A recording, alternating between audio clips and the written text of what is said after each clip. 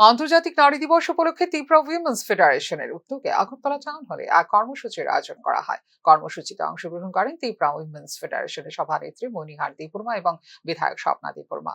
রাজ্যের সমস্ত অংশের মহিলাদের সমাজে নিজেদের অধিকার প্রতিষ্ঠার জন্য এগিয়ে যেতে হবে। আন্তর্জাতিক নারী দিবস উপলক্ষে আয়োজিত অনুষ্ঠানে অভিমত ব্যক্ত করেন ত্রিপুরা মহিলা সংগঠনের সভানেত্রী মণিহার দেববর্মা।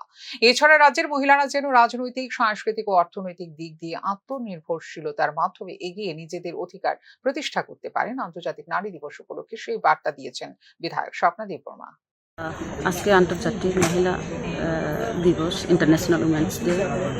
ইন্টারন্যাশনাল উমেন্স ডে আমি এটাই মেসেজ দেব, যাহাতে আমাদের মহিলারা সামনের দিকে এগিয়ে যাওয়ার জন্য সাংস্কৃতিক, অর্থনৈতিক, রাজনৈতিক ভিতর দিয়ে সবাই এগিয়ে যাওয়ার জন্য আমি মেসেজ দিচ্ছি।